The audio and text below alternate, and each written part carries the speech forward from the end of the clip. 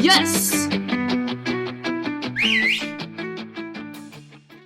Tema yang kami angkat adalah Astacita Presiden yang ketujuh, yaitu memperkuat reformasi politik, hukum, dan birokrasi, serta memperkuat pencegahan dan pemberantasan kejahatan khusus.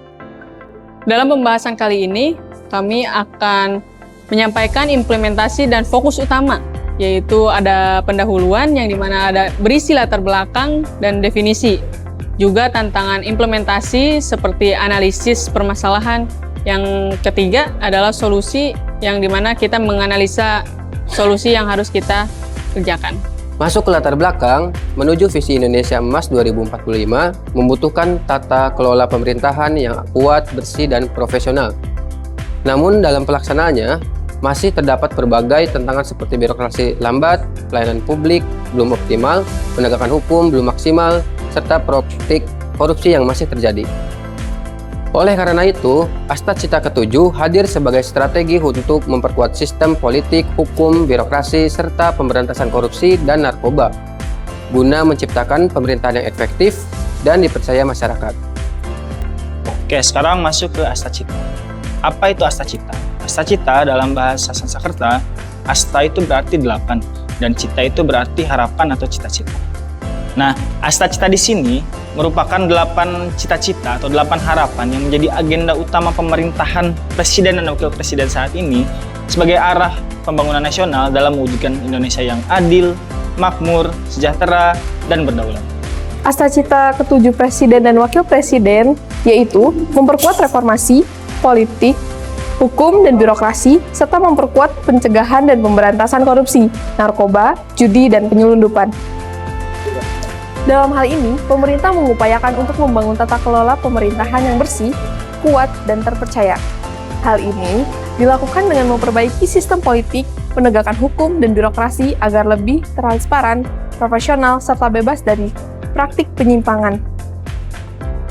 Kenapa harus Astacita ke-7? Karena Astacita ke-7 memiliki peran yang sangat penting dalam pembangunan negara, yaitu berfokus pada reformasi politik, hukum, dan birokrasi, serta penguatan pencegahan korupsi dan penyalahgunaan narkoba. Yang kedua, kenapa harus Astacita ke-7? Karena Astacita ke-7 menjadi dasar keberhasilan pada program pemerintah lainnya. Jika birokrasinya bersih, hukumnya tegas, dan pemerintah efektif, maka program di bidang ekonomi, pendidikan, dan kesehatan akan menjadi lebih mudah dan berhasil. Tujuan Astacita ke-7 adalah, yang pertama, mewujudkan pemerintahan yang transparan, efektif, dan bertanggung jawab.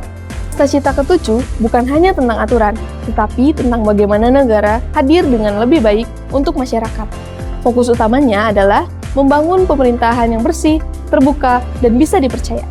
Artinya, pemerintahan harus bekerja dengan transparan, efektif, dan bertanggung jawab. Kedua, mencegah dan menanggulangi tindakan yang merugikan masyarakat. Di sisi lain, negara juga harus tegas menghadapi berbagai ancaman yang merugikan masyarakat, seperti korupsi, narkoba, judi, dan penyelundupan. Hal-hal ini bukan hanya melanggar hukum, tetapi juga merusak bagi masa depan bangsa jika dibiarkan terus berkembang. Yang ketiga, menjalankan kebijakan yang kuat dan konsisten. Karena itu, dibutuhkan kebijakan yang kuat dan konsisten. Hukum harus ditegakkan secara adil, tanpa pandang bulu, agar kepercayaan masyarakat terhadap pemerintahan sistem hukum semakin kuat. Keempat, yaitu melindungi generasi penerus dari ancaman. Langkah ini juga penting untuk melindungi generasi penerus. Anak muda harus dijauhkan dari ancaman yang bisa merusak potensi mereka, agar mereka tumbuh menjadi generasi yang sehat, produktif, dan siap membangun bangsa. Oke, yang kelima yaitu menyesuaikan sistem pemerintahan. Selain itu, pemerintahan juga harus terus beradaptasi. Di era yang modern ini, pemerintah harus menjadi dinamis, lebih inovatif, dan lebih responsif agar mampu menjawab tantangan zaman dengan cepat dan tepat. Oke, yang terakhir yaitu menjamin kondisi perkembangan kemajuan. Pada akhirnya, semua ini bertujuan untuk menciptakan kondisi yang adil, aman, dan mendukung kemajuan. Karena bangsa yang maju tidak hanya dibangun dengan pembangunan fisik, tetapi juga dengan pemerintah yang bersih, masyarakat yang terlindungi, dan sistem yang kuat. Inilah fondasi penting untuk mewujudkan sistem Indonesia yang maju, adil, dan berdaulat. Nah, di sini juga ada poin-poin penting yang membentuk Astacita yang ketujuh, yaitu pertama, ada reformasi hukum dan birokrasi yang dimana hal tersebut diposisikan sebagai pilar utama penopang pertumbuhan ekonomi dan pembangunan nasional. Yang kedua adalah penguatan sistem politik. Penguatan sistem politik merupakan upaya memperbaiki tata kelola politik agar lebih demokratis, transparan, akuntabel, dan berintegrasi demi terciptanya pemerintah yang adil dan dapat dipercaya.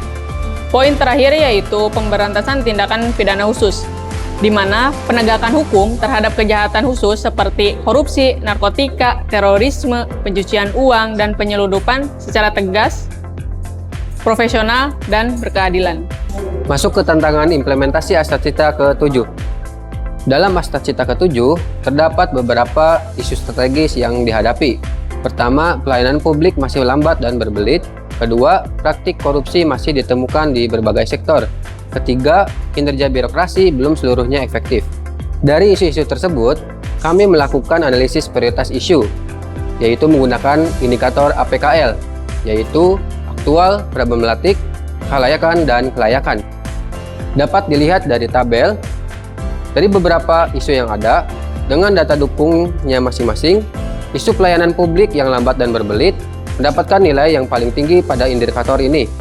Oleh karena itu, isu tersebut menjadi prioritas utama untuk segera diselesaikan. Selanjutnya, dilakukan analisis menggunakan indikator USG, yaitu urgency, seriousness, dan growth. Isu pelayanan publik yang lambat dan berbelit memperoleh skor tertinggi, yaitu 15 hingga menjadi isu yang paling mendesak untuk segera ditangani. Dengan demikian, prioritas utama perbaikan yang difokuskan pada peningkatan kualitas pelayanan publik. Hal tersebut sejalan dengan tujuan Astacita ke-7 dalam mewujudkan birokrasi yang efektif, transparan, dan melayani masyarakat. Melalui metode ini, penyebab masalah dapat dilihat dari berbagai aspek, seperti lingkungan kerja, sistem, kompetensi SDM, sarana pendukung, serta pengawasan pelayanan. Salah satu akar masalahnya adalah pada aspek sistem, yaitu prosedur pelayanan yang masih rumit, SOP terlalu panjang, serta data antri instansi yang belum terintegrasi. Kondisi ini menyebabkan masyarakat harus melewati banyak tahap, mengulang pengumpulan dokumen, dan menunggu prosedur lebih lama. Selanjutnya masuk pada solusi terhadap isu-isu yang terjadi pada Astacita ke-7. Dapat dilihat pada tabel pemecahan masalah bahwa akar-akar permasalahan yang tadi telah diidentifikasi dari indikator Fishbone sebelumnya itu dicarikan solusi berdasarkan kategorinya. Sebagai contoh, pada kategori skill atau kemampuan sumber daya manusia, terdapat beberapa permasalahan yang ditemukan. Salah satunya yaitu seperti kurang terampil dalam penggunaan teknologi digital, komunikasi pelayanan yang belum optimal, serta minimnya pelatihan. Tentunya, kondisi ini dapat menjadi penghambat sebagai proses pelayanan kepada masyarakat. Oleh karena itu, solusi yang diberikan yaitu melalui pelatihan digital, pelatihan pelayanan prima, serta peningkatan kemampuan komunikasi. Dengan langkah tersebut, diharapkan ASN menjadi lebih profesional, responsif, mampu memberikan pelayanan publik yang lebih baik, dan sesuai dengan semangat Astacita ke-7. Sekarang sudah sampai kepada kesimpulan di mana permasalahan pelayanan publik yang masih lambat dan berbelit menjadi salah satu tantangan utama dalam mewujudkan Astacita yang ke-7, yaitu memperkuat reformasi politik, hukum, dan birokrasi. Kondisi ini menunjukkan bahwa tata kelola pemerintahan masih perlu dibenahi agar lebih efektif, transparan, dan berorientasi pada kepentingan masyarakat. Oleh karena itu, diperlukan langkah nyata melalui peningkatan kualitas ASN, penyederhanaan birokrasi, digitalisasi, serta penguatan pengawasan. Dengan terlaksananya perbaikan tersebut, diharapkan terciptanya pemerintah yang bersih, profesional, dan mampu memberikan pelayanan publik yang prima sesuai arahan pembangunan nasional. Sekian dari kami, mohon maaf apabila ada kesalahan dalam penyampaian. Terima kasih. Assalamualaikum warahmatullahi wabarakatuh.